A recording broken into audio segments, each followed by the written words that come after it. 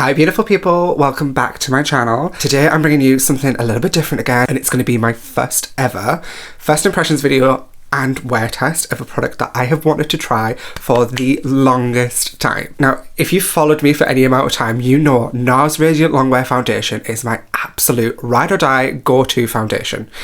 I have just about run out of that one, so I decided to pick up this gorgeous little number. This is the Nars Soft Matte Complete Foundation.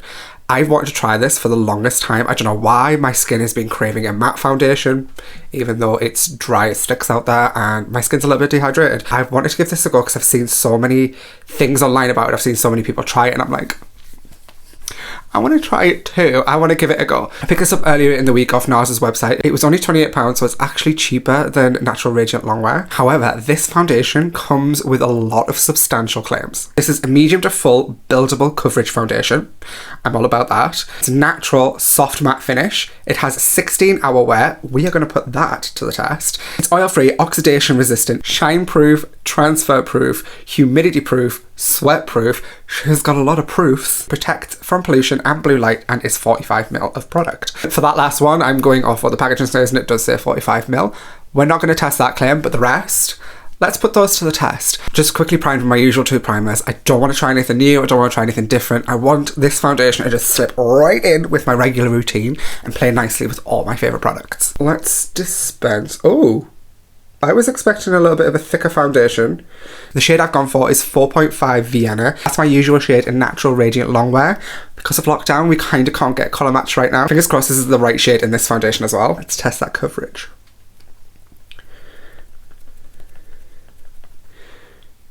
Absolute first impression, I like that level of coverage that I'm getting immediately.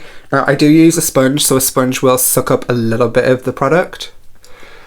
That's just personally how I like my skin to be. Obviously with a brush you will get a lot more coverage, but that's a decent amount of coverage. The colour doesn't look too dissimilar to what I use in Natural Radiant Longwear.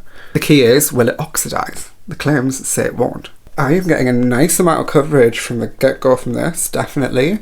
It's definitely looking like it's drying down to a nice matte finish. And it really does, like the name suggests, have that like soft matte quality. Let's see how buildable you are. So I'm going to take a little bit more on this side.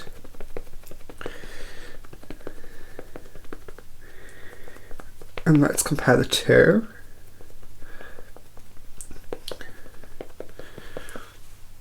Yep, that definitely added a little bit more over here. What I will say, because of the matteness and the coverage, you definitely have to get your shade right in this one. It won't be one of those cases where you can just make it work. The shade is going to have to be spot on for the level of coverage and the dry down that you get. I think mine's pretty good with my skin tone, considering I've not had a proper colour match. But I would be interested to pop into store once we're allowed and see what colour they actually match me to. I don't take foundation underneath the eye, so that's why I look a little bit like a raccoon right about now. So first impressions, the coverage is nice. It's definitely drying down. I'm getting that nice soft matte finish. I'm going to build up that second layer and pop on the rest of my usual products. And I'll do my first check-in with my full base done, just so you can see how it played with all my other regular products. Base is complete. I've got the blush, got the bronze, got the highlight. I did a little bit of baking. I did set the foundation with the Fenty Pro Filter Powder as well. But that's what I do with every foundation. I just wanted to give it the exact same treatment that I give my everyday foundations. So far, especially on camera, ooh, I look flawless and smooth. It hasn't done that weird thing that sometimes full coverage or matte foundations do, where they like drink in any colour you put on them. You can see the bronze, you can see a little bit of the blush, you can see the glow. Let's inspect a little bit further. I can see straight away my skin is pretty flawless, even in person. Absolutely on board with that. Are my pores accentuated? My pores are always accentuated, darling. That is not the foundation, that is just my skin.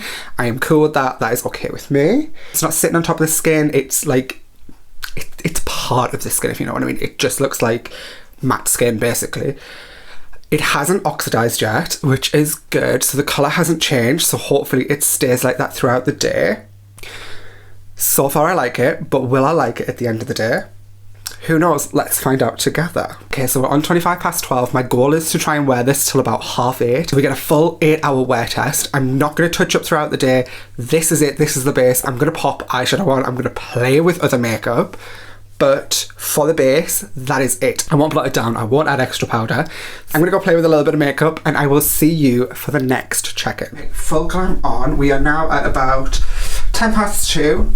She took her time. She watched a little bit of Amazon Prime.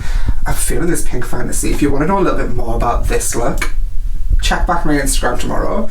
But yeah, so in a ring light, she's still flawless. She's still pretty matte. All this highlight you can see, that is highlighter. That is not oils. Yeah, so far, still impressed. It's definitely matte, it's definitely full coverage. Let's see how she looks in natural light though. I do have a full window in my room, so that's what she looks like in natural light. And I have to say, pretty flawless. I actually think I do prefer it in natural light. Yeah, so we are about 2 hours in. Let me check back in another couple of hours and we'll see how it's getting on. So we're now at about 4:30, so I'm about 4 hours into this wear test. Yes, I've got my ring light on, but that's because my room's so dark you won't be able to see me anyway. This is what we're looking like in about 4 hours. I'm still getting like a nice amount of dew, mostly from the highlighter.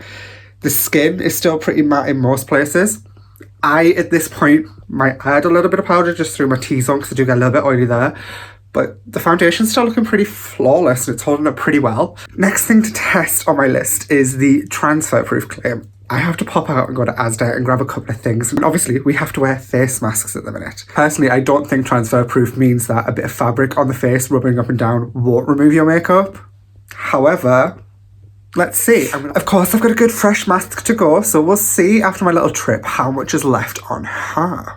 So this was a brand new clean mask before I put it on. As you can see, there's a little bit of transfer through here. This is nothing out of the ordinary. I feel like every foundation that I wear gets about this level of transfer. Transfer proof possibly, but when a piece of fabric's rubbing up and down on your face, it's not that level of transfer proof. As you can see, the lashes are off, the lip is long gone, and we are on hour number 8 of this wear test.